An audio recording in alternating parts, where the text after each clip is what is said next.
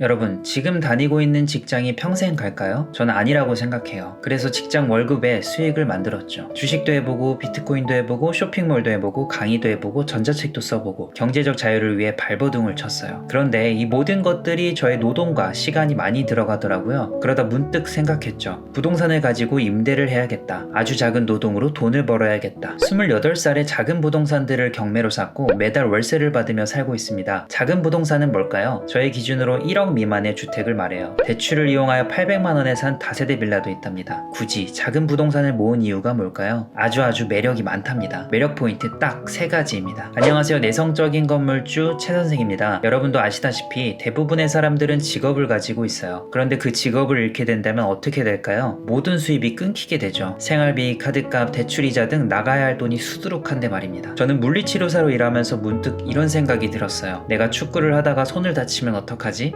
갑자기 일을 못하게 되면 어떡하지? 일을 그만두고 다른 일을 하고 싶을 때 그만둘 수 있을까? 아무도 예상하지 못한 코로나처럼 우리의 앞날은 어떻게 될지 모르잖아요. 일을 하고 있을 때 조금이라도 젊을 때 월급 외에 다양한 파이프라인을 꽂아야 된다고 생각해요. 왜냐하면 불안하니까. 어느 한 업체에서 직장인들을 상대로 설문조사를 했는데 300만원을 한 곳에서 받는 사람보다 150만원씩 두 곳에서 나눠 받는 사람이 안정감을 느꼈다고 해요. 100만원씩 세 곳에서 나눠 받는 게 더 안정감을 줬고요. 그리고 같은 돈을 벌어도 외벌이보다 맞벌이가 심리적으로 안정감을 가진다고 합니다. 이게 무슨 말일까요? 하나의 수입보다 다양한 수입이 안정적이다 라고 느낀 거죠. 여러분, 월급의 수익 파이프라인이 있으면 정말 행복합니다. 한번 상상해보세요. 회사에서 다른 사람과 똑같이 해도 100만원씩 보너스가 들어오는 거예요. 저는 실제로 그런 삶을 살고 있는데 뭔가 설명이 안 되는 안정감과 행복감이 벅차오르더라고요. 자, 그렇다면 파이프라인은 뭘까요? 간단히 설명하면 월급 말고 돈을 버는 통로라고 보면 됩니다. 적은 시간을 들여 돈을 벌 수 있다는 의미가 강하죠. 예를 들어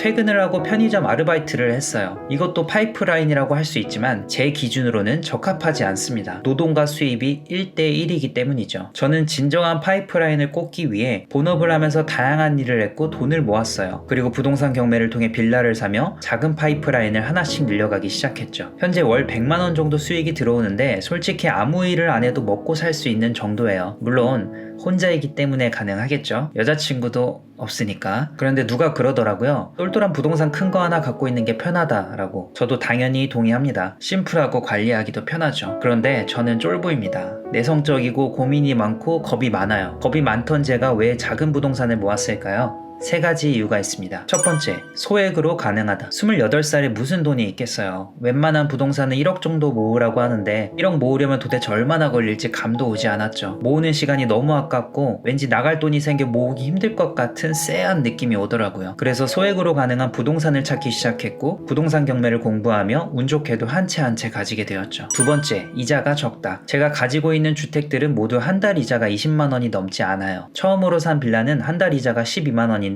제 기준으로 부담이 그렇게 크지는 않았어요. 물론 12만원도 큰 돈이지만 공실이 길어져도 버틸 수 있을 정도였죠. 술자리 2-3번 정도 안 가면 될 것 같고 그 달은 최대한 절약하면 커버가 가능하다고 생각했어요. 하지만 30만원 이상의 이자가 나가는 부동산들은 부담이 되더라고요. 세 번째, 리스크가 적다. 주택을 임대하게 되면 가장 큰 고민이 뭘까요? 저는 공실이라고 생각해요. 공실이 생기면 월세를 받을 수 없으니까 이자를 내 돈으로 내야 하는 상황이 옵니다. 작은 부동산이라면 이런 리스크를 줄일 수가 있어요. 예를 들어 세 채의 주택을 살 돈으로 한 채를 샀다고 해볼게요. 임차인이 들어오지 않는다면 수입은 1도 없고 이자만 나가겠죠? 근데 세 채로 나눴다면 세 채가 동시에 공실이 될 확률은 얼마나 될까요? 한 채에 공실이 생기더라도 다른 곳에서 수입이 발생하면 방어가 되겠죠? 물론 관리하는 게 귀찮아질 수도 있어요. 근데 저는 겁이 많기 때문에 분산 투자를 좋아합니다. 조금 귀찮더라도 안전한 걸 선호해요. 여러분도 투자를 하게 된다면 한번 생각해보세요. 나는 어떤 성향을 가지고 있는지, 어떤 투자 방향이 맞을지. 결론을 말하자면 최 선생은 작은 파이프라인을 심고 있다. 작은 부동산은 3가지 매력을 가지고 있다. 첫 번째, 소액으로 가능하다. 두 번째, 이자가 적다. 세 번째, 리스크가 적다. 유료가 아닌 무료 소책자도 있으니 관심 있으신 분은 영상 아래에 있는 본문글을 참고해주세요. 오늘도 긴 영상 봐주셔서 감사하고 행복한 하루 보내세요.